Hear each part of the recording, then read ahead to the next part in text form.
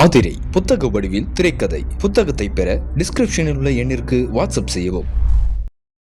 நிலத்துல எதுவும் பிரச்சனை இல்லைனா அப்படின்னு ஒரு இயக்கணம் இருக்குல்ல, பிரச்சனை இருக்குதா இல்லையா? அது கோயில் நிலமா? அப்ப அப்படிங்கிற பொழுது பிரச்சனை இருக்குதான்னு கேட்ட உடனே ஓகே நாங்கள் வித்துக்கலாம்னு எப்படி நீங்க எடுத்துக்கிட்டீங்க?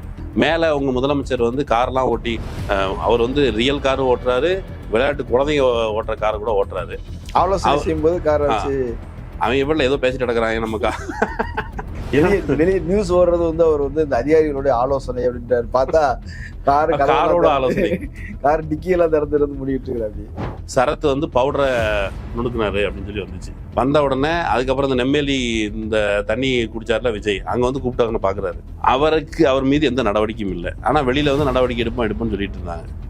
நாங்க வந்து ஆக்டிவா தான் இருக்கோம், நடவடிக்கை எடுத்துக்கிட்டா இருக்கோம். ஒரு பிம்பத்தை கட்டி எழுப்புறாரு. பிரச்சனை பொறுப்பு எடுத்துக்கொள்வது. இந்த அறநிலையத்துறை இணை ஆணையர் அவர் வந்து ஆட்சேபனை தெரிவிக்கலைங்கிறது மட்டும்தானே குற்றம். அவர் என்னமோ அதை செஞ்சு கொடுத்தது மாதிரி அவர் மேல பழிய போடுறாங்க அப்படின்ற மாதிரி சொல்றாங்கல்ல. நான் வந்து அதை டிஸ்டர்ப் பண்ணல அப்படின்றதானே சொல்றாரு அவரு. ஒரு ஏடிஎம் மிஷின் இருக்கு, ஏடிஎம் மிஷின் ஒரு திருட வர்றாரு. வெளியே வாசல்ல இருக்கிற வாட்ச்மேன் வந்து நான் திருடவே இல்லை, வந்தவங்க யாரையும் நான் பார்க்கவே இல்லை, வந்து திருநாள் திட்டிருக்கலாம், எனக்கு தெரியாது அப்படின்னு ஒரு வாட்ச்மேன் சொன்னா ஒத்துப்பீங்களா? அப்ப இவருக்கு மட்டும் தனியாக வந்துச்சு. பழனியில நிக்கிற முருகர் வந்து ஒரு ஆண்டியா நிற்கிறாரு, கோவணத்தோட தான் நிற்கிறாரு. அப்படிங்கிற பொழுது அவருக்கு எதுக்கு நிலம்? அவருக்கு இந்த பூமியே அவரோட தானே. அதை வந்து நம்ம எடுத்து கொடுத்துருவோம். நம்ம எல்லாரும் அவருடைய பிள்ளைகள் தானே. ஆமா, அப்பன் முருகன் நமக்கு கொடுத்துருக்கிறான். அது ஒரு உரிமையில எடுத்து கொடுத்துட்டாங்களான்னு தெரியல. எடுத்து கொடுத்துட்டாங்க, முறையை எடுத்து வெளியே வந்துடும். அது எப்படியோ ஒரே நாளில் பத்திரப்பதிவு செஞ்சு கொடுத்த, 100 கோடி ரூபா மதிப்புள்ளதை கொடுத்த, அந்த குறிப்பிட்ட நாளில் எப்படி இவங்களுக்கு பதவி உயர்வு கொடுத்த, என்ன டேஷுக்கு பதவி உயர்வு கொடுத்தீங்க அப்படின்னு சொல்லி சமூக வலைதளங்கள்ல விமர்சனங்கள் வருது. ஒரு பத்திரப்பதவி தனியா நடந்துருச்சு, எங்கேயோ அவன் காட்டுக்குள்ள உட்காந்து துண்டு போட்டு கையை அப்படி தடவி வந்து முடிச்சுட்டாங்க. அப்படி டீல் முடியல. இல்ல பத்திரப்பதிவுத்துறை இந்த நிலத்துல சேர்ந்துதான் இதுல நடந்திருக்கும். அப்படி இல்லாம அவங்க தான் பொறுப்பு. அவங்க வந்து முதல்ல இதை வந்து டீல் பண்ணி முடிக்கணும். ஃபர்ஸ்ட் இந்த குறிப்பிட்ட வேலையை ஒரு குறிப்பிட்ட நாள்ல ஒரு நாளுக்கு மட்டும் டெம்பரரியா வந்து செஞ்சு கொடுத்துட்டு போறாங்க. இல்ல அது வந்து ரிஜிஸ்டர் ஆபீஸ்ல இருந்து வர்றாங்க, வந்து செஞ்சு கொடுத்துட்டு அவங்க போயிடுறாங்க. ஏன் அதை வந்து அந்த அம்மா ஈஸ்வரி அம்மா வந்து செஞ்சு கொடுத்தானே? ரொம்ப நாள் வரலையா? அவங்க லீவ்ல இருக்காங்க. வர்றானா என்ன குடிமூழ்கி போயிடும். அப்போ இந்த அர்ஜென்சி இருக்குல்ல, இந்த அவசரம், இந்த அவசரத்துக்கு பின்னால ஏதோ டூபியஸா இருக்குது அப்படின்னு சந்தேகமே கிளப்பக்கூடாது. நாங்க வந்து சங்கத்திற்கு அப்பாற்பட்டவர்கள். என்ன நோக்கி கேள்விக்கு மேற்கொண்டு நீங்க அட்டாக் பண்ணாதீங்க, கேள்வியை வந்து மேற்கொண்டு தள்ளாதீங்க. அப்படி யாராவது பேசுனீங்கன்னா நாங்க கைது பண்ணுவோம். இல்ல அவங்க அப்படி சொல்லல, வதந்தியை பரப்புனீங்கன்னா நடவடிக்கை எடுப்போம். சரி, உண்மையை பரப்புனா. அரண்சை நண்பர்களுக்கு வணக்கம். அரண்சை ஊடகம் சுயேட்சையாக இயங்குவதற்காகவே உருவாக்கப்பட்டது. நாம் செய்கிற வேலை உண்மையிலேயே மக்களுக்காக செய்கிறோம் என்பதை நீங்கள் நம்பினால், வாய்ப்பு இருந்தால் இந்த ரேசர் பே QR கோடுக்குள்ளே நீங்கள் வந்து அதை ஸ்கேன் பண்ணி எங்களுக்கு உங்களால் இயன்றதை விருப்பம் இருந்தால் ஆதரவு தெரிவிக்கலாம். அரண்சை நேயர்களுக்கு வணக்கம். நான் மதன் அறிவுலகன். இன்று நமது சிறப்பு விருந்தினர் மகிழன் அவர்கள். நிறைய விஷயங்கள் வாதிக்க இருக்கிறோம், அவரை வரவேற்கலாம். வணக்கம். வணக்கம். ஒரு விஷயம் வந்து ஒரு பெரிய லெவலில் வந்து சர்ச்சையாக மாறி இருக்குது. பழனி கோயிலுக்கு சொந்தமான ஒரு 100 கோடி ரூபாய் சொத்தை வந்து மோசடி பண்ணி, நில மோசடி நடந்திருக்குது. அதில் அமைச்சர் ரமேஷ் அவர்களுக்கு தொடர்பு இருக்குது. இப்படி ஒரு விமர்சனம் போயிட்டு இருக்குது. இன்னொரு பக்கம் கரூரில் ஒரு 3000 ஏக்கர் நிலம். இது வந்து விஜய் கரூருக்கு வந்த அன்னைக்கு MR விஜயபாஸ்கர் அந்த பஸ் மேலே ஏறி ஒரு கோரிக்கையை வச்சார். இனாம் நிலம் என்பது வேறு, கோயில் நிலம்ங்கிறது வேறு. அந்த இனாம் நிலத்தில் வந்து மக்கள் தான் இருக்கிறாங்க, நீங்க செஞ்சீங்க அப்படின்னா ரொம்ப சந்தோஷமா இருக்கும், தலைமுறையா உங்களுக்கு விசுவாசமா இருப்பாங்க அப்படிலாம் சொன்னாரு. சார் அவர் சொன்னதை ஒட்டி உடனடியா தலைமுறையா விசுவாசமா இருப்பாங்க அப்படின்னு சொன்னா இடைத்தேர்தல் வருது. இடைத்தேர்தல் ஏதாவது வந்துச்சு அப்படின்னா நீங்க செஞ்சு கொடுத்தீங்கன்னா ஓட்டு போடுவாங்க. அதுதான் காரணம், முக்கியமான காரணம் இடைத்தேர்தல். அதுக்கு அவர் ஒரு கோரிக்கை வைக்கிற மாதிரி வைக்கிறேன், நீங்க அதை செஞ்சு கொடுக்குற மாதிரி பொது மேடையில நடந்துட்டு நான் சொன்னேன் அப்படின்னு போய் கேட்கலாம். ஆமா அப்படின்ற மாதிரி ஒரு சொல்ல. ஆக்சுவலா அந்த இஷ்யூ வந்து முதல்ல கிளப்புனது அண்ணாமலை. அவர் தான் முதல்ல கரூருக்கு வரும்போது முன்னாடியே அவர் சொல்றாரு, இவரும் கோரிக்கை வைக்கிறாரு, நடந்துருச்சு. அண்ணாமலை நன்றிலாம் வந்து சொன்னார். இப்ப என்னன்னா இந்து அமைப்புகள் அப்படின்னு சொல்லக்கூடிய அமைப்புகள் அவங்கெல்லாம் சிலர் வந்து இதுக்கு எதிர்ப்பு தெரிவிச்சு, அதுக்கு அது ஒரு பெரிய கோயில் சொத்து ஆக்கிரமிச்சிட்டாங்க, கிட்டத்தட்ட ஒரு 25,000 கோடி ரூபாய் சொத்து, 3000 ஏக்கர் நிலம் அப்படின்ற மாதிரி சொல்லியிருக்கிறாங்க. அது ஒரு விஷயம். இன்னொரு பக்கம் பழனி கோயில் அடிவாரத்தில் உள்ள, அதாவது கிட்டத்தட்ட பார்க்கிங்க்கு பயன்படுத்துறாங்க, சில கொட்டைகள் போட்டு கடைகள் நடத்திட்டு இருக்கிறாங்க, சாமானியர்கள் தான் நடத்துறாங்க. ஆனா அதை ஒருத்தர் வாடகைக்கு விட்டு சம்பாதிச்சுட்டு இருக்கிறாரு, அவர் தான் அந்த இடத்த ஆட்டையப்பட்டுக்கிறார் அப்படின்ற மாதிரி செய்திகள் வருது. இந்த 2 விஷயங்களையும் எப்படி பார்க்குறீங்க? இதுல விமர்சனம் வந்தது அமைச்சர் ரமேஷை, இந்து அறநிலையத்துறை ரமேஷை மட்டும்தான் குறி வச்சு பேசுறாங்க. இதுல பத்திரப்பதிவுத்துறைன்னு ஒண்ணு இருக்குது, நீதிமன்றத்துறை தலையீடு ஒண்ணு இருக்குது. இதெல்லாம் எப்படி பார்க்குறீங்க? முதல்ல ரமேஷனுடைய நியமனம் அப்படின்னு வரும் பொழுது, அவர் வந்து ஒரு ஏழை தாயின் மகன், அவர் வந்து சமையல் செய்கிற ஒரு ஏழை தாயின் மகன் அப்படின்னு பிரசன்ட் பண்ணாங்க. ஒரு ஏழை குருக்களின் மகன் ஒரு வருஷம் போச்சு. இந்த ஆலய வழிபாட்டாளர்கள் சங்கத்தை சேர்ந்தவங்கலாம் அறநிலையத்துறையின் நடவடிக்கைகள் முனைப்புகள் சந்தோஷத்தை தருகிறது, நம்பிக்கை தருகிறது அப்படின்னு சொல்லி டிஆர் ரமேஷ் உள்ளிட்டவர், அந்த டிஆர் ரமேஷ் தான்.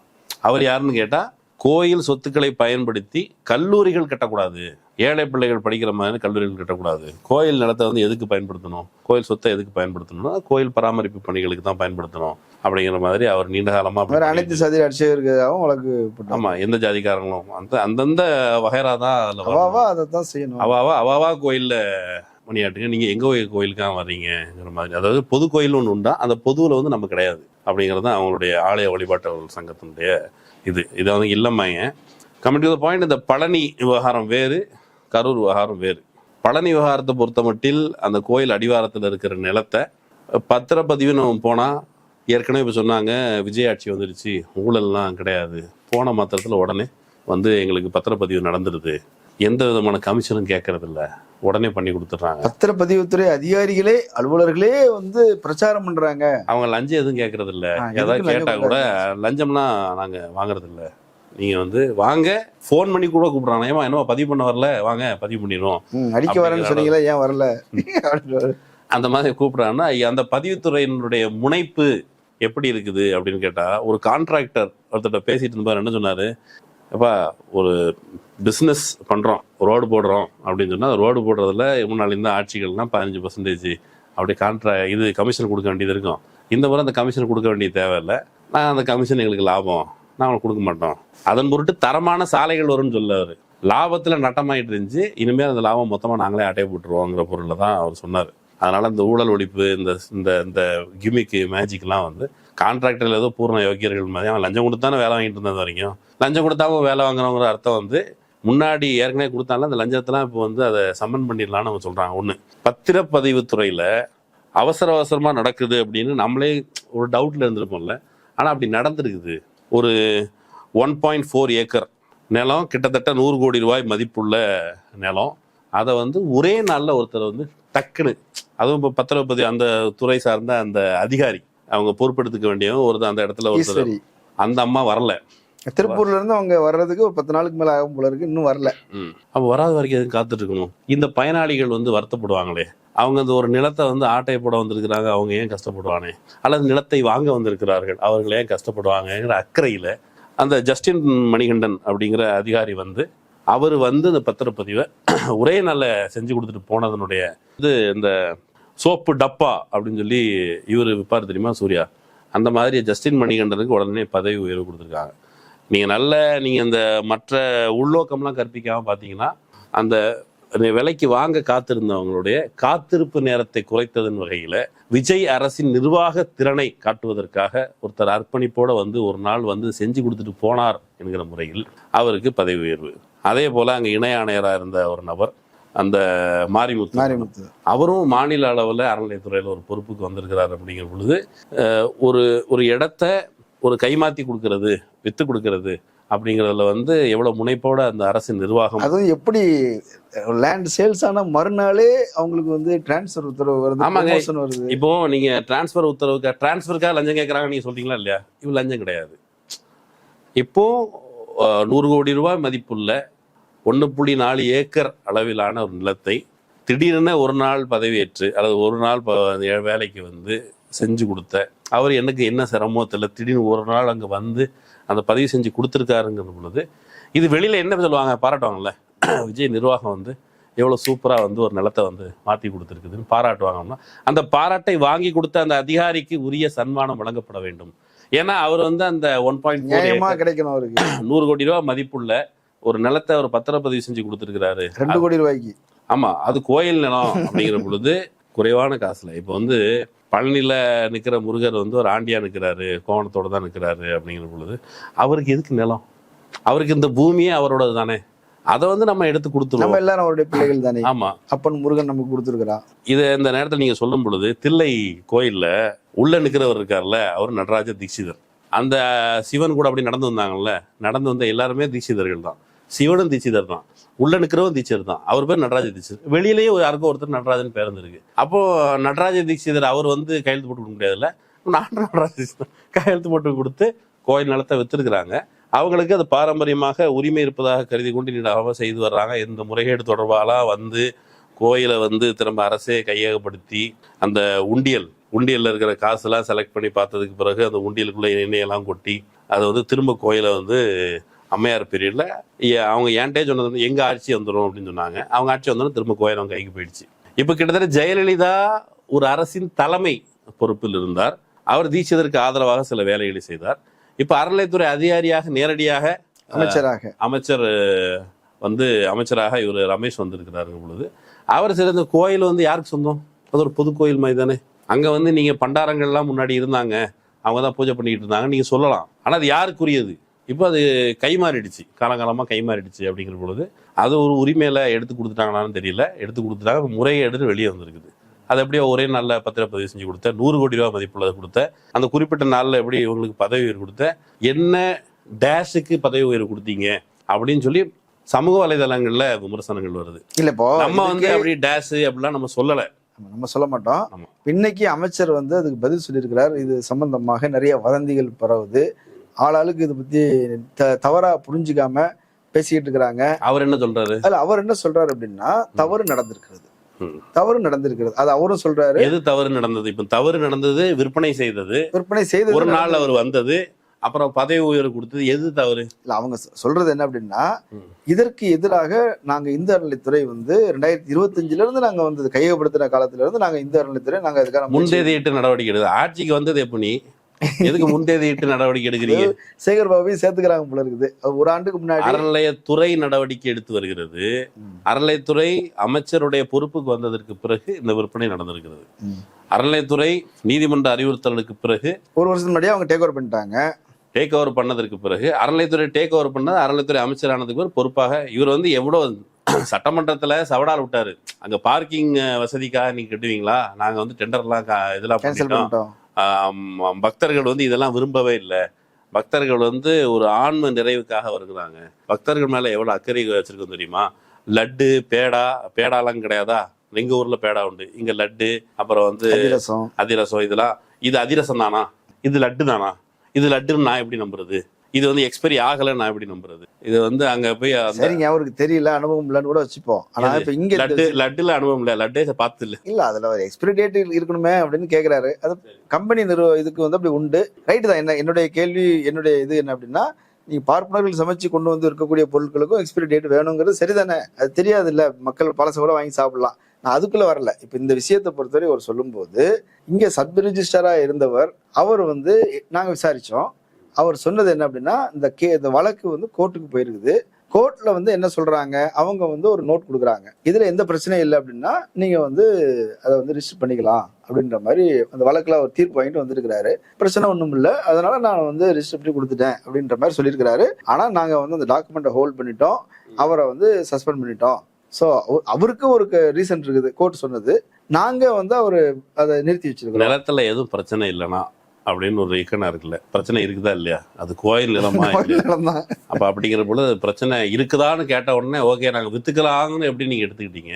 அந்த குறிப்பிட்ட நிலம் வந்து 1888 காலகட்டத்துல கோயில் தொடர்பான விவகாரங்களுக்கு பயன்படுத்தி கொள்ளுங்கள் என்று ஒரு மணியக்காரர், குப்புசாமி மணியக்காரர் அவர் வந்து கொடுத்ததாக ஒரு தகவல். அப்படி கோயிலுக்கு நிறைய பேர் டாக்குமெண்டே இருக்குது. அப்ப அன்றைக்கு இருந்த பண்ணையார்கள், ராஜாக்கள், தனவந்தர்கள் இவங்க எல்லாருமே தங்களுடைய சொந்த நிலத்துல வேலை பார்க்குற விவசாய கூலிகளுக்கு அரைப்படி நெல் எக்ஸ்ட்ரா கொடுங்கன்னா கொடுக்க மாட்டாங்க. அவங்க வந்து உழைச்சி அவங்க சேர்த்து வச்சதுலன்னா பாவத்தை கழிக்கிறதுக்கோ என்ன காரணத்துக்காகவோ நாங்கள் ஆன்மீக தொண்டு செய்யறோம்னு சொல்லி கோயில் எழுதி வைப்பாங்க. அவங்களுக்கு சில வேண்டுதல் இருக்கும், நோய் நொடி இருக்கும். அப்படிங்க இங்க கூலிக்கு வேலை பார்க்குறவன்ட்ட வேண்டுதல் இருக்குல்ல, ஐயா கொஞ்சம் கூடுதலா கூலியை கொடுங்க, அந்த வேண்டுதல் நிறைவேற்ற மாட்டோம், ஆனா கோயிலுக்கு எழுதி வச்சிருவோம். சரி ரைட்டு, அது ஏதோ செஞ்சுட்டாங்க, இப்போ வந்து நாங்க நிறுத்திட்டோம், ஸோ பிரச்சனை ஒன்றும் இல்லை, அதை பெருசாகாதீங்க அப்படின்றது அமைச்சருடைய அதிகாரிகளுடைய. இப்போ ஜஸ்டினை வந்து இடைநீக்கம் பண்ணியிருக்கிறதா ஏதோ தகவல் இருக்குது, இடைநீக்கம் பண்ணியிருக்கிறதா, சஸ்பெண்ட் பண்ணிட்டோம். அதுக்கு பிறகு இவர் இணை ஆணையர் மேல என்ன நடவடிக்கை எடுத்தாங்கன்னு தெரியல. பிரச்சனை வந்து இணை ஆணையர் ஒரு நிமிஷம், இதுல பிரச்சனை என்னன்னு கேட்டா வந்து அவரு டிரான்ஸ்ஃபருக்கு முன்னாடி மாநில அளவிலான பொறுப்பு ஒருத்தருக்கு கொடுக்கப்படுதுன்னா அது அமைச்சருடைய ஒப்புதல் இல்லாம, அவருடைய ஒப்புதல் இல்லாம அப்படி ஒரு நடவடிக்கை, குறைந்தபட்சம் அவர் கவனத்துக்காவது போகாம. ஆனா அவருக்கு ஆல்ரெடி டிரான்ஸ்ஃபர் வந்து டேட் ஃபிக்ஸ் ஆகி வந்துருச்சு, அவர் அதுக்கு முன்னாடி வேலையை முடிச்சு சொல்றேன். இந்த டிரான்ஸ்ஃபர் பத்தி ஒரு நாள் என்னாச்சுன்னா இங்கே டி நகர் பக்கத்தில் ஒரு துப்புரவு பணியாளர் இறந்து போனார். ஏன் இறந்து போனார்னு விசாரிக்கிறதுக்கு போனேன். அவர் வந்து அந்த சாக்கடைக்குள்ள விழுந்து இறந்து போயிட்டார். அப்போது ஒரு அந்த அதே இணை ஆணையர் பொறுப்பில் இருக்க மாநகராட்சியில் இருந்த நபர் ஒரு பார்ப்பன சமூகத்தை சேர்ந்தவர். அவர் வந்து டே வாடா, நாளைக்கு எனக்கு ரிட்டையர்மெண்ட் இருக்குடா, வந்து இது செஞ்சு கொடுத்துட்டு போடா அப்படின்னு சொல்றாரு. ரிட்டையர்மெண்ட் ஆகுதுக்கு முன்னால செஞ்சு கொடுத்துட்டு போடான்னு சொல்லி வீட்டில் எல்லாரும் ஹோட்டல்காரன் வந்து தொலை பண்ணிட்டே இருக்காண்டா, வாடாட வந்து செஞ்சு கொடுடான்னு சொல்லி அந்த பாதாள சாக்கடையில் இறக்கி அவர் கேஸ் அடிச்சு அவர் இறந்து போயிட்டார். அவரை காப்பாற்ற போற அந்த பார்ப்பனர் விழுந்து இறந்து போயிட்டாரு. நீங்க ஒரு இடத்துல இருந்து இடத்துக்கு போறதுக்குள்ள செஞ்சு கொடுத்துட்டு போங்க சார் அப்படின்னு யாரு கேட்டா, போறதுக்குள்ள செஞ்சு கொடுத்துட்டு போனதுக்கு பிறகு அந்த பதவி உயர்வுங்கிறது ரொம்ப ஈஸியா. இப்போ வந்து ஒரு ஆளு பதவி உயர்வு பெறுகிறார் என்றால், இன்னாலும் ஒரு இடத்துல இருந்து ஒரு இடத்துக்கு போறாருன்னா அந்த டிரான்ஸ்ஃபர் தொடர்பாக அல்லது பதவி உயர்வு தொடர்பாக குறைந்தபட்ச விசாரணை, அவர் மேல ஏதாவது பிரச்சனை இருக்கா, அவர் மேல ஏதாவது புகார் இருக்கா அப்படின்னு விசாரிக்கிறதான. நீங்க வந்து இப்போ ஏற்கனவே இருந்த அரசு அவங்களாம் வந்து வயசானவங்க, அவங்களுக்கு திறமை குறைபாடு இருக்கு. நீங்க எல்லாம் இளைஞர்கள், சென்சியை ரெப்ரசன்ட் பண்றீங்க, உங்ககிட்ட கூடுதலான கரெக்ஷன் தொடர்பான இது இருக்குது. மேல உங்க முதலமைச்சர் வந்து கார்லாம் ஓட்டி, அவர் வந்து ரியல் காரும் ஓட்டுறாரு, விளையாட்டு குழந்தைங்க ஓட்டுற கார் கூட ஓட்டுறாரு. ஆலோசனை செய்யும்போது கார் வச்சு அவங்க எப்படி ஏதோ பேசிட்டு கிடக்குறாங்க. நமக்கா வெளியே நியூஸ் ஓடுறது வந்து அவர் வந்து இந்த அதிகாரிகளுடைய ஆலோசனை அப்படின்றாரு. பார்த்தா காரோட ஆலோசனை, கார் டிக்கியெல்லாம் திறந்து முடிவிட்டு இருக்கிற. அப்படி இப்போ அந்த காரோடு ஆலோசனை செய்து கொண்டு இருக்கிற முதலமைச்சர் இருக்கிறாரு. அவர் வண்டிக்குள்ள உட்காந்து அந்த அமைச்சர்கிட்ட இப்படிலாம் மடக்கிட்டுலாம் கூட அவர் பேசிட்டு இருக்கிறாரு. அப்படியான ஒரு திறமையான முதலமைச்சர். யாரோ ஒருத்தங்க வந்து இந்த கடல் நீரை குடிநீராக்கும் திட்டத்தை அமல்படுத்தி அதை நிறைவேற்றினா அங்கே போய் தண்ணி குடிச்சிட்டு அங்கே ஷோ பண்ணுறாரு. அது ஒரு நிர்வாக திறமை தான். நீங்கள் வந்து அது என்ன இருந்தாலும் நம்ம மேலே வந்து விழுறது மாதிரி ஏன்னா ஒரு வெளிச்சத்தை கொண்டு வருவது அப்படின்னு கூட அது வந்து ஒரு சூப்பரான நிர்வாக திறமை தான். அப்படியான நிர்வாக திறமை இருக்கும் பொழுது நீங்கள் இந்த விஷயத்தெல்லாம் ஏன் கவனிக்கல? உங்க மேல கூடுதலான கொஸ்டின் வருதுல, உங்களுக்கு பொறுப்பு இருக்குது. இல்ல அவங்க என்ன சொல்றாங்கன்னா, வேற யாருக்கிட்டையும் இதை இழுத்துட்டு போகாதீங்க, அவர் சப் ரிஜிஸ்டர் பண்ணிட்டாரு, அவர் மேல நடவடிக்கை எடுத்துட்டோம், முடிஞ்சது, ஹோல்டு பண்ணிட்டோம், இதோட நிறுத்திக்கங்க. என்ன நோக்கி கேள்விக்கு மேற்கொண்டு நீங்க அட்டாக் பண்ணாதீங்க, கேள்வியை வந்து மேற்கொண்டு தள்ளாதீங்க. அப்படி யாராவது பேசுனீங்கன்னா நாங்க கைது பண்ணுவோம். இல்ல அவங்க அப்படி சொல்லல, வதந்தியை பரப்புனீங்கன்னா நடவடிக்கை எடுப்போம். சரி, உண்மையை பரப்புனா வதந்தியை பரப்புனா கைது பண்ணீங்க, உண்மையை பரப்புனா அவனா கைது பண்ணுங்க. இதே அமைச்சருக்கு சொந்தக்காரன்னு சொல்லிட்டு காஞ்சிபுரம் பகுதியில் அந்த வரதராஜ பெருமாள் கோயில், அதை நம்ம பேசணும்ல. எனக்கு தெரிஞ்சது உண்மைதான். அந்த சொல்லப்பட்ட தரவுகள் வந்து அந்த கோயில் சம்பந்தப்பட்ட அந்த கோயில் மீது ஆத்மார்த்தமாக பிணைப்பு கொண்டிருக்கிற அங்க இருக்கிற பக்தர்கள், அர்ச்சகர்கள் உள்ளிட்டவர்கள் சொன்னதுதான். இல்ல இதுல வந்து என்ன நீங்க வதந்தி பரப்புறாங்க, என் சொந்தக்காரனுக்கு நான் நிலத்தை மாத்திட்டேன்ற மாதிரி சொல்றாங்க, அவர் என் சொந்தக்காரர் இல்லை அப்படின்றாரு. அது வதந்தியா இருக்கலாம், சொந்தக்காரர் இல்லை. ஆனா தூரத்து இப்ப வந்து உறவு என்பது என்ன அப்படின்னா, அது எதிரி கூட உறவு தான். யாதும் ஊரே யாவரும் கேள்வி, அப்படிலாம் வெங்காயம் கிடையாது. இப்போ வந்து நீங்க ஒருத்தர் எதிரியா கருதிங்கன்னு வச்சுக்கோமே, அப்போ அது உறவு தான். நீங்க ஒருத்தர் நண்பனா கருதிங்க அப்படின்னா உறவு தான். இப்போ ஒரு டிரான்சாக்ஷன் நடந்திருக்குது, அந்த டிரான்சாக்ஷன்ல உங்களுக்கு எந்த விதமான லிங்கும் இல்லை, உங்களுடைய மேற்பார்வை இல்லாமல் நடந்திருக்குது, கவனக்குறைவா நடந்திருக்குன்னா முதல்ல அமைச்சர் பொறுப்பு எடுத்துக்கணும். நீங்க வந்து திரும்ப எப்பவும் என்ன பண்றீங்க, சரத்துனா நடவடிக்கை எடுக்கிறோம், நாங்க பாக்குறோம், இப்படி ஏதாவது ஒன்று சொல்றீங்க. சரத்து அமைச்சர் மேல எந்த விதமான, இப்போ வந்து சரத்து வந்து பவுடரை நுணுக்குனாரு அப்படின்னு சொல்லி வந்துச்சு. வந்த உடனே அதுக்கப்புறம் இந்த நெம்மேலி இந்த தண்ணி குடிச்சாருல விஜய், அங்க வந்து கூப்பிட்டாங்கன்னு பாக்குறாரு. அவர் மீது எந்த நடவடிக்கையும் இல்லை. ஆனா வெளியில வந்து நடவடிக்கை எடுப்போம்னு சொல்லிட்டு இருந்தாங்க. எந்த பிரச்சனை வந்தாலும் இப்போ வந்து அந்த மதமாற்ற தடை சட்டம் போல ஒரு சட்டம் போன்ற தோற்றத்துல நீதிபதி ஜி.ஆர். சுவாமிநாதன் கொடுத்தது தீர்ப்பு, அது தொடர்பாக சுப்ரீம் கோர்ட்டுக்கு மேல்முறையீடுக்கு போயிருக்கோம் அப்படின்னு சொன்னாங்க. இந்த பக்ரீதுல ஆடு வெட்டுறதுக்கு அதுக்கு மேல்முறையீடு போயிருக்கிறோம். மேல்முறையீடு நடவடிக்கை இது எல்லாமே இவங்க வந்து அணைக்கட்டிக்கிறது தங்களை சுற்றி. நாங்கள் வந்து ஆக்டிவாக தான் இருக்கோம், நடவடிக்கை எடுத்துக்கிட்டா தான் இருக்கோம், ஒரு பிம்பத்தை கட்டி எழுப்புகிறார்கள். பிரச்சனை பொறுப்பெடுத்துக் கொள்வது. இந்த பிரச்சனையில அமைச்சர் ஏன் பொறுப்பெடுத்துக் கொள்ளவில்லை? என்னோட கவனக்குறைவாக நடந்துக்கிச்சிங்க, நான் சின்ன பையன் புதுசாக வந்திருக்கிறேன், நான் கற்றுப்பேன், இதெல்லாம் மானிட்டர் பண்ணணும், இனிமேல் மானிட்டர் பண்ணிக்கிறேன்னு சொன்னால் வேற விஷயம். சங்கிகள் வந்து வேற நோக்கத்தில் சங்கிகளுக்கு இதை குறிப்பிட்ட பிரச்சனையை பயன்படுத்தி நேரடியாக அறநிலையத்துறை முறைகேடு அப்படின்னு டார்கெட் பண்றாங்கல்ல. இப்ப அறநிலையத்துறை முறைகேடுனா இந்த அறநிலையத்துறை இணை ஆணையர் அவர் வந்து ஆட்சேபனை தெரிவிக்கலைங்கிறது மட்டும்தானே குற்றம். அவர் என்னமோ அதை செஞ்சு கொடுத்தது மாதிரி அவர் மேல பழிய போடுறாங்க அப்படின்ற மாதிரி சொல்றாங்கல்ல. நான் வந்து அதை டிஸ்டர்ப் பண்ணல அப்படின்றதானே சொல்றாரு அவரு. நீங்க ஒரு இடத்துல உங்களுடைய கட்டுப்பாட்டு பகுதியில ஒண்ணு நடக்குது, நான் வந்து ஆட்சேபனை தெரிவிக்காம இருந்தேன், உங்க கண்ணு முன்னால திருட்டு நடக்குது, நான் கண்ணை மூடிட்டு இருந்தேன், எனக்கு தெரியாது, நான் அந்த திருட்டுக்கு ஒத்துழைக்கவில்லை, நான் திருட்டை நான் பார்க்கவில்லை, நான் திருடவில்லை, அந்த திருட்டு நடந்ததை நான் வந்து கவனிக்காமல் இருந்தேன். ஆனா அந்த திருட்டை இப்போ வந்து ஒரு ஏடிஎம் மிஷின் இருக்கு, ஏடிஎம் மிஷின் ஒரு திருட வர்றாரு, வெளியே வாசல்ல இருக்கிற வாட்ச்மேன் வந்து நான் திருடவே இல்லை, எனக்கு பொறுப்பு கிடையாது, வந்தவங்க யாரையும் நான் பார்க்கவே இல்லை, வந்து திருநாள் திட்டிருக்கலாம், எனக்கு தெரியாது அப்படின்னு ஒரு வாட்ச்மேன் சொன்னா ஒத்துப்பீங்களா? அப்ப இவருக்கு மட்டும் தனியாக கன்செஷன்? பிரச்சனையே முதல்ல பொறுப்பெடுத்துக் கொள்வது அந்த இதுல பிரச்சனை. பொறுப்பெடுத்துக் கொள்வது யார்? இந்த அதையும் ப்ரமோஷனையும் சேர்த்தே சொல்லிடுறாங்க. அப்படி கிடையாது. ப்ரமோஷனுங்கிறது அது வேற. ஒரு நாள்ல வந்து பத்திரப்பதிவு செஞ்சு கொடுத்துட்டு போறாங்க. அது என்ன ப்ரமோஷனுங்க? அது இதுவே நான் ப்ரமோஷனுங்க. இந்த குறிப்பிட்ட வேலையை ஒரு குறிப்பிட்ட நாள்ல ஒரு நாளுக்கு மட்டும் டெம்பரரியா வந்து செஞ்சு கொடுத்துட்டு போறாங்க. அது வந்து ரிஜிஸ்டர் ஆபீஸ்ல இருந்து வர்றாங்க, வந்து செஞ்சு கொடுத்துட்டு அவங்க போயிடுறாங்க. ஏன் அதை வந்து அந்த அம்மா ஈஸ்வரி அம்மா வந்து செஞ்சு கொடுத்தானே? ரொம்ப நாள் வரலையா? அவங்க லீவ்ல இருக்காங்க. வர்றானா என்ன குடிமூழ்கி போயிடும். அப்போ இந்த அர்ஜென்சி இருக்குல்ல, அந்த அவசரம், இந்த அவசரத்துக்கு பின்னால ஏதோ டூபியஸா இருக்குது அப்படின்னு சந்தேகமே கிளப்பக்கூடாது. நாங்க வந்து சந்தேகத்திற்கு அப்பாற்பட்டவர்கள். யாரோ பலன் அடைஞ்சிருக்கிறாங்கன்ற மாதிரி இருக்குதுல்ல. யாரோன்றது யாரு? இப்ப யாரோ பலன் அடைஞ்சிருக்காங்கன்னு நாங்க சொல்றோம். யார் பலன் அடைஞ்சிருக்காங்கன்னு விசாரிச்சு சொல்லு. அமைச்சருக்கு பங்கு இல்லை, அன்னைக்கு வந்து பத்திரப்பதிவு செஞ்சு கொடுத்த அதிகாரிக்கு பங்கு இல்லை, இணையான போனவருக்கு பங்கு இல்லை, யாருக்குமே பங்கு இல்லை. நிலத்தை வித்தவனுக்கு வாங்கினவனுக்கு மட்டும்தான் பங்குனா தனியா இப்படி ஒரு அரசு இயந்திரத்தின் கீழ் ஒரு பத்திரப்பதவி தனியா நடந்துருச்சு. எங்கேயோ அவன் காட்டுக்குள்ள உட்காந்து துண்டு போட்டு கையை அப்படி தடவி வந்து முடிச்சுட்டான். அப்படி டீல் முடியல. இல்ல பத்திரப்பதிவுத்துறை இந்த நிலத்துல சேர்ந்துதான் இதுல நடந்திருக்கும். அப்படி இல்லாம அவங்க தான் பொறுப்பு. அவங்க வந்து முதல்ல இதை வந்து டீல் பண்ணி முடிக்கணும். ஃபர்ஸ்ட் கோயில் நிலத்தை தனியார் விற்று, இப்போ வழக்கமா என்ன நடக்குதுன்னா, ஒருவேளை இந்த டிரான்சாக்ஷன் அறநிலையத்துறை கட்டுப்பாட்டில் இல்லாமல் நடந்துச்சுன்னு வச்சுக்கோமே, அந்த டிரான்சாக்ஷன்ல பெரிய பிரச்சனையே வந்திருக்காது. ஏன் சொல்லுங்க? ஆட்டை போடுறது தன்னுடைய தார்மீக உரிமையாக எடுத்துக்கொண்டு இதே இன்னைக்கு சத்தம் போடுற கூச்சல் போடுற சங்கிகள்லாம் மெல்ல மெல்ல லவட்டிட்டு போயிருப்பாங்க. இப்போ அறநிலையத்துறை கட்டுப்பாட்டில் இருக்கிறதுனால இது ஒரு முறைகேடுங்கிறது வெளியே வந்திருக்குது. இன்னாரெல்லாம் பங்குதாரர்னு வேறு. இப்போ யாரை போய் புகார் சொல்லுவாங்க? நான் சொல்ற தில்லையில இந்த மாதிரி திருட்டு வேலை செஞ்சுருக்கிறாங்க. அது வந்து வெளியில வரவே செய்யாது. ஒரு நபர் வந்து தில்லையில சாமி நகையை எடுத்துக்கொண்டு ஒவ்வொருத்தர் வந்து அவ்வப்போது அடகு வச்சுட்டு செலவுக்கு எடுத்துட்டு அப்புறம் முடிஞ்ச நேரத்தில் கொண்டு வச்சிருவாராம். அதுக்கு எதிராக ஒருத்தர் ஆர்ப்பாட்டம் பண்ணார். என்ன ஆர்ப்பாட்டம் தெரியுமா? இவன் அடிக்கடி வந்து நகையை எடுத்துக்கொண்டு அடகு வச்சிடறான். பெரிய நகையை கொண்டு அடகு வச்சுட்டான்னா திடீர்னு வைக்க முடியலன்னா என்ன பண்றது? எனக்கு பயமா இருக்குது. நான் இந்த திருட்டுல எனக்கு பங்கு இல்லை, தயவு செஞ்சு இனிமேல் அந்த நகையை உள்ள இருந்து எடுக்கக்கூடாதுன்னு சொல்லுங்கன்னு சொல்லி தில்லை கோயிலுக்கு வாசல் ஒருத்தர் போராடினாரு. கோயில் உள்ள அர்ச்சகரே போராடினாரு. அது தீட்சிதர் போராடினாரு. அதே போல இந்த குறிப்பிட்ட வாரத்துல அறநிலையத்துறை இருக்கிற பாசிட்டிவான ஆஸ்பெக்ட் சொல்றேன். சங்கிகளை சொல்ல மாட்டேங்காங்க. இவங்க நேரடியா அறநிலையத்துறை டிஸ்மேண்டல் பண்ணணும். அமைச்சர் பொறுப்பெடுத்து பதவி விலகு, அதுக்கு பொறுப்பான அமைச்சர் போடு, உரிய முறையில விசாரி. இந்த குறிப்பிட்ட விஷயத்துல அறநிலையத்துறை அமைச்சருக்கு பங்கு இருக்காதும் விசாரிக்கப்படணும். எப்படி சரத்து விசாரிக்கப்படணும், அதே போல அறநிலையத்துறை அமைச்சரும் விசாரிக்கப்படணும். ஏற்கனவே நம்மளே சொன்னது மாதிரி அங்க காஞ்சிபுரத்துல சுதர்சனம் சம்பந்தப்பட்ட நபர் நான் அமைச்சருடைய சகலைன்னு சொல்லிட்டு அந்த கோயில் சுற்று வட்டாரத்தில் அட்டலியம் பண்ணிட்டு இருக்காங்க அப்படின்னு தகவல் வரும்போது, அமைச்சர் மேல தொடர்ச்சியா புகார் வரும்போது பொறுப்பெடுத்து நீங்க இப்போ வந்து ஒரு விபத்து நடக்குது அப்படின்னு சொன்னா லால் பகதூர் சாஸ்திரி வந்து ராஜினாமா பண்ணாரு படம். இன்னும் ராஜினாமா பண்ணு. இல்ல இப்போ இவர் மட்டுமே இல்ல, இப்போ இந்து அறநிலையத்துறையுடைய செயலாளராக இருக்கக்கூடிய குமரகுருபரன் அவர் இப்போ ஒரு 2-3 வாரம் தான் ஆச்சுன்னு நினைக்கிறேன். ஒரு மாசத்துக்குள்ளதான் வந்திருப்பாரு. அவருக்கும் அதுல பொறுப்பு இருக்கு தானே செய்யும். அவர் அதிகாரி, அவர் தான் ஐஏஎஸ் ஆஃபீஸர், அதோடைய பொறுப்பு அதிகாரி. அவருக்கு கீழே தான் டிசி எல்லாம் இருப்பாங்க. ஸோ அவரு கூட இவங்களுக்கு தெரியாம செஞ்சிருந்துருக்கலாம்ல.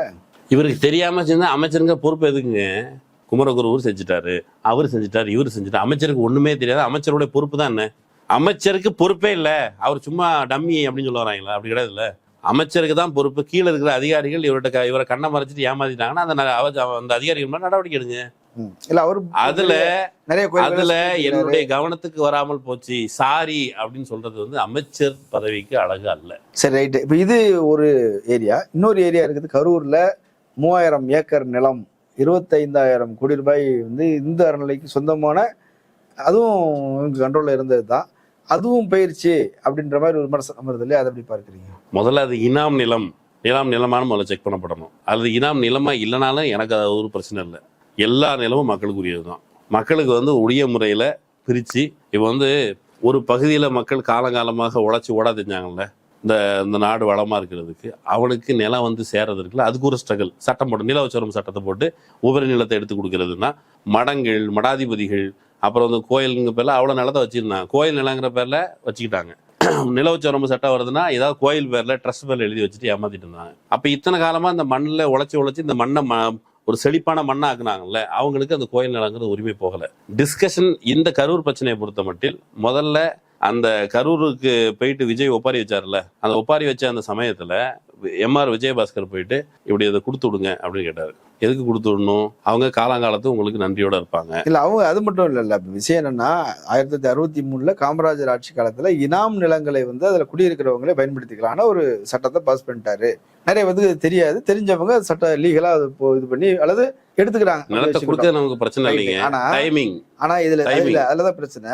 இதை வந்து சேகர் பாபு வந்து இந்த விஷயம் புரிஞ்சுக்காம அதெல்லாம் கோயில் நிலம் அனுப்பி மறுபடியும் நோட்டீஸ் அனுப்பிட்டு இருந்தாரு.